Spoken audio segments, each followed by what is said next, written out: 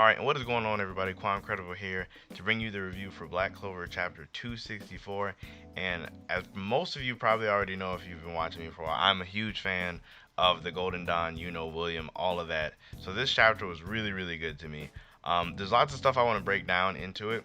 So, like in the beginning of the chapter, we're still in the captain's meeting, which I don't really have a problem with. I thought I would, in like when they initially first started. I thought being in the meeting for a long time would bother me, but it really doesn't, just because we're getting like lots of like useful information and lots of like forward progression in the story. So it's really nice to see that. And also in the beginning of the meeting, we basically get knocked confirming the Dark Triad's magic, like Dante with body and gravity, Vonica with curse, warding, and blood, and then Xenon with bone and spatial. Like, granted, we all knew it was spatial, but it was never like explicitly said that it was spatial. I almost feel like Tabata put this part in here just because he never got an opportunity to explicitly say it was spatial, and maybe he wants there to be no confusion when he's going into the Spade invasion, or yeah, I guess them invading the Spade.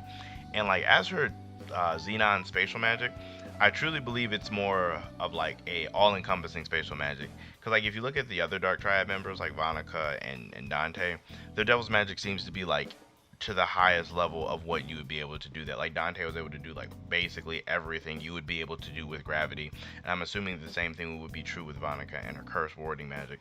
So it only makes sense that Xenon would be able to have like somewhat of offensive capabilities similar to Langris, somewhat of the more supportive capabilities similar to Finral. I even feel like he has the access to the whole pocket dimension thing, just because the box thing he did with Yuno way back in like chapter 230s or something, like 239 or maybe even 240, I don't know. But that might have even been a more of a pocket dimension type deal, which are kind of like the three main things that we've ever seen spatial magic do in Black Clover. So I feel like it wouldn't be crazy to assume that he has all of those. Noct is talking about, with his magic, he can only bring a small force for when they infiltrate the Spade Kingdom, and he basically just wants to take the people that have the highest chance of winning. And then further into the chapter, we get Yuno. Like, this was a good Yuno moment right here, because he's like, I know it's not my place, but I really want to go. And he meets like immediate resistance from like Fuegoleon and Jack. Fuegoleon's more like, look, he's real nice about it. Fuegoleon's a nice guy because he's like, and staying here and protecting the actual Clover Kingdom is pretty important too. Like, he tries to make it sound not as bad. Whereas Jack's like, look, you already lost, so there's no reason for you to even go. Which he's right, did lose. So from their perspective, it makes a lot of sense why they would tell him to stay. This part was kind of crazy to me because Noct is like, look, I know that there's a resistance in the Spade Kingdom, and one of them left the other day, and he should be at your place right now. So who exactly are you? And I thought that was crazy. I'm like, how does Noct know this? Like how does he? How in the world does he know like the stuff that like Asa's Devil doesn't accept him, all the way to that there was a resistance in the Spade that snuck away and is hiding out at Yuno's place? Like, how does he even know these things? But anyway, from there, Yuno finally breaks the news that he is a Spade Kingdom Prince. And it's really funny when you think about it, because like Yuno wasn't going to tell everybody.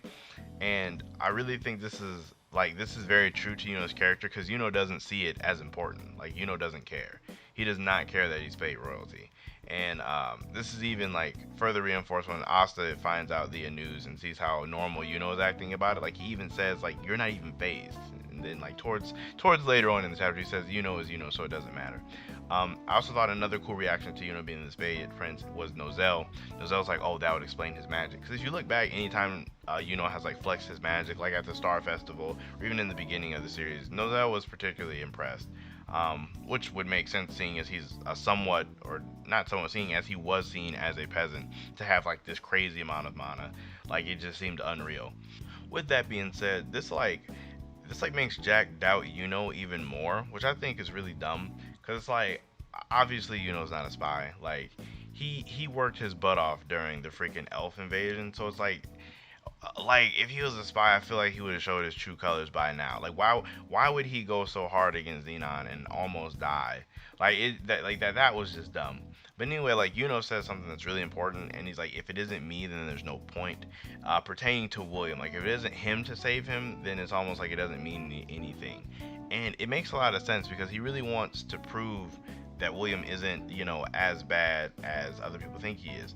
And it's funny because he even says like, I understand you guys don't trust him, or that you guys haven't trusted him. He's like, I totally get it. Like, it just shows that like Yuno and the other Golden Dawn members more than likely understand why anybody would be apprehensive towards him. Like, they understand, and myself as well, I understand why anybody would just not flat out not like William. I totally get that. But like, when you look past that, like, his choice actually was really difficult to choose between the humans or the elves. He was really stuck in a tough spot between like his best friend and Julius. And even goes further in depth and says like, as he was blacking out, he remembers seeing William fighting and protecting them against Xenon. And we finally get to see like this moment of William and Xenon fighting that we didn't get to see in the beginning. Now, what I think actually happened in the fight, like, I do think in the beginning when all of the Spade Kingdom popped up, because if you go back, I want to say it's like chapter 235. If you go back to like 235, that's when the Spade Kingdom like pops up and they're actually fighting in the Golden Dawn base. And now you have like a Gatoroyce, which I think is the rock guy. He was just tearing up everything downstairs, and then Xenon went upstairs. Now the only knights we seen upstairs were William and Alec-Dora. And Alec-Dora went to attack Xenon, and like Xenon like clapped him immediately, and then went to attack William. And like, in this moment, we don't get to see anything after that. Like, we get to see like William kind of protect Alec-Dora, and that's it. Everything we get to see after that is like getting to the base and fighting the other two with Klaus and Latoli. And then from there, it kind of like meets back up where like we get to see William crashing down with Xenon, and then like Yuno and those two. But I almost feel like not a lot of time passed. Like, I feel like they weren't fighting for that long. It's one of those things where I feel like William lost round one, if that makes sense. Like, they were fighting and William did like initially lose, and like, you could attribute this to he was trying to protect Alec-Dora, or you could possibly say we don't know who else was upstairs. It's very possible that there's more people upstairs, because from the looks of it, the Golden Dawn has a really big squad, like, from the looks of it. So you could definitely assume that not everybody was downstairs. Like, it does seem really unlikely that up there it was only William and Alec-Dora. So he was more than likely protecting other people while losing in round one. And then from there, Xenon took out Yuno, Klaus, and Latoli, which was probably that like getting clapped happened like really fast. Like, it was an instant no diff. It was like Bones came down, cut them, went to attack directly, transformed, took him out. Like, it was really fast. And then basically from that moment, that was when William had woke up, and Xenon's already still transformed at 55%. So there's no real reason to transform down. So we can assume that Xenon probably more than likely stayed at 55% when he fought William. I doubt he went any higher unless Tabata's hiding that, but there's really no reason to at this point. So basically William was basically fighting 55% Xenon, while protecting the remainder of his squad, and I guess getting ready for that healing spell at a point, which is really impressive when you think about it. Like, when you really want to think about another captain that could do that same exact thing, there's really not a lot of captains who could do that. Now, a lot of people say that, like, oh, well, at least Yami did better in the fight. And it's like, yeah, that's true. Yami did much better in the fight. But like, if you really take, like, if you separate these situations and really think about, like, if Yami had to protect the entire squad all at the same time, Yami's magic isn't geared for that. Like, Yami's magic is really geared for fighting. It's not geared for protecting people also. So it would be unrealistic to say that Yami could protect like at least 10 to 20 people and fight a Dark Triad member with his magic. That's just unrealistic to say. Not saying Yami's weak or anything, but just saying his magic is not built for that. That's all I'm saying. Like, but yeah, a really impressive feat from William to be able to fight Xenon as well as protecting his squad. And basically Jack is still doubting Yuno at this point, which is like as a Yuno fan, it doesn't bother me, but as like a reader, it almost bothers me a little bit, because it's like, dude, like, why are you so against him right now? Like, I get it, Yami's not here, Yami isn't in the meeting, so you don't have anybody to mess with, but geez, get off of Yuno's back. Well, we get Belle. Belle's like sitting there charging up, like she's storing mana, I guess, so that Yuno will never lose is done losing basically. And this is crazy because I made a video a couple days ago, or I want to say it was earlier this week, about Yuno's potential, or not potential, but like Yuno's talent. And I believe I touch on like one of Yuno's possible power-ups could be through Belle, just because Yuno does have like an innate ability to rise to the occasion. Like, I touch on that in the video, so if you want to check that out, I'll put the link to that right here. But it's really it's I'm very interested to see what Bell will do or what Yuno will get from this, because like basically they're going to attack in 3 days. So 3 days of non-stop charging up mana, he's gonna be crazy. Like we're gonna get some kind of full spirit dive or like some type of giant sword of Zephyr, or we're gonna get some crazy spells at the end of this. So I'm very hyped for that. And then from there, Noct is like kind of like accepting of he's like, yeah, I don't I don't hate people like you, so I guess it's all right if you go, which I felt kind of good about that. This next part bothered me a little bit, where Asta's like all cheery and like happy, and he's like, yeah, let's go rescue our captains together, and just kind of just staring at him. Like it didn't really strike me as much of a wholesome moment as Tabata may have intended it to. Like, 'cause in this moment, is messed up. Like, is not happy. He's on like a revenge kick right now, whereas Asta's just like, yeah, we're gonna save everyone. So it's like their moods are just different. Like they don't match, and it looks weird to me. Like it just looks weird. Like I don't know if this is like a foreshadowing for something else in the future. I don't know what it could be, but definitely Asta extremely cheery right here, and just grimacing, or with this grimace on his face just doesn't it just looks weird. Granted, Asta probably doesn't know, or definitely doesn't know the extent of what happened at the Golden Dawn base for sure. I mean, if he just heard Yuno's story, then to him everything seems fine. But like us as the readers knows that a lot went down, a lot went down there. So from there, we finally get this moment where like, okay, Fuegoleon's like, all right, if we're going to get this invasion underway, I would like to involve the Heart Kingdom, but he says that he hasn't been able to reach them since yesterday, which is literally all I've wanted. That's really all I wanted from this meeting at some point, was just to mention the Heart Kingdom. We didn't even have to go there how we did in the chapter. I just wanted them to mention it.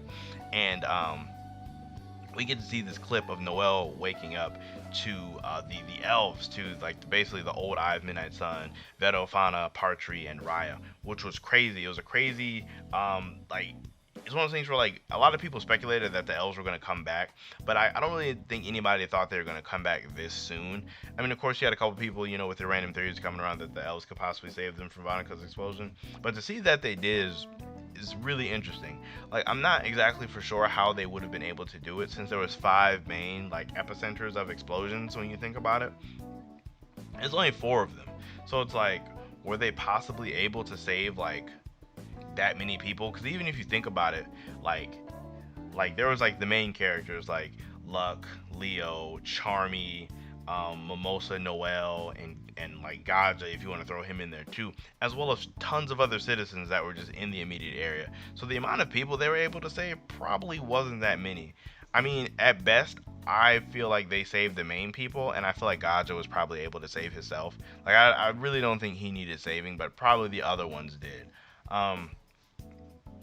As for where they came from, I have no idea where the elves even were, or where they could have possibly came from. Like, it kind of would make sense that they would be in the Heart Kingdom. Like, say like after they left the Clover Kingdom with all the whole like word double and all that stuff, they might have went to the Heart Kingdom just because elves, their thing is being loved by the natural mana, and the Heart Kingdom has lots of natural mana. So I guess it wouldn't be too crazy to think that they could live in the Heart Kingdom, or possibly even somewhere on the border of the Heart Kingdom. Because when you think about it, where the Heart Queen's place actually is, so probably where a lot of this took place, doesn't appear to be too far away from the border. Just because if you remember back when Asta, Noelle, Mimosa, and Finral all went to the Heart Kingdom, like they passed through that big fog, which was like the border essentially, and like Gaja came there and took them straight to the palace. So it's like, I don't think that the capital of the Heart Kingdom is honestly that far away from the Clover Kingdom. At least the story didn't make it seem like it. So it's possible that they could have been like, say, on that border, or like just kind of in the Clover Kingdom and just crossed over to the Heart. That's like another way to look at it. But I wonder exactly what they're going to do for Noelle after this, because it's not like Noelle's here to hear this plan. Like, it could be that they take her back to the Clover Kingdom and then she gets filled in on the plan, or it could be she possibly stays out there, trains with them, and then just coincidentally meets up with them, which would be, it would be weird just considering I don't know where all this information would have came from, but it would be kind of cool just for the, like, that random trope where everyone is separated but then they all meet back up at the same time. I enjoy that. But definitely really excited to know what part the elves will play, because the Clover Kingdom is definitely going to need some help taking out the Dark Triad. I really do think that it would be dope to see like all the elves gang up on like one member of the Triad. I feel like that would be a cool fight to see, as well as like see them all work together, because we never got to see all four of them fight together at the same time. Like the closest we got to see was all three of them, like Vedofana and Raya fight against Yami, and that was like really short. So seeing all of them fight together against one enemy would be dope. Outside of that, let me know how you guys feel about the chapter down below. This chapter was really hype. Like when I first read it, first read it, I'm like, oh man, this chapter is like a 10. This chapter has to be a 10. But like after having it sit on me for a little bit, because I read the spoilers like a couple days ago, but after having it sit and like reading the officials, it's probably like a 9. This is like a 9.5. No, it's definitely a 9. It's definitely just a solid 9. I enjoyed it. Lots of development from the characters. The elf reveal, as long as like some Yuno and William moments. Definitely like 9.5, somewhere in there. Let me know what you guys will give it down below. Also, let me know what you guys feel about the chapter. Are you guys pumped for the elves? What do you think they're going to do with Noelle? Do you think she's going to train there, possibly meet back up? Also, how do you feel about the stuff with William, seeing that he may possibly not be as weak as a lot of people thought? Definitely curious to know what people think on that one. And also where we're going to go next from here, because it looks like the meeting's basically wrapped up here, so we're probably going to go somewhere else next chapter. Oh yeah, next chapter is coming out in 5 days, so I believe that's Friday. So that'll be cool. We get to look out for this chapter 2 days early. I'm really excited for that. But yeah, from there, I guess I don't have anything else for you guys. Make sure you guys like the video and sub to the channel while you're here. Like I've said many times before, we're getting super close to 1,000. So if you guys could help get me there, that would be greatly appreciated. Outside that, I hope you guys enjoy the rest of your day, and I'll catch you guys in my next video.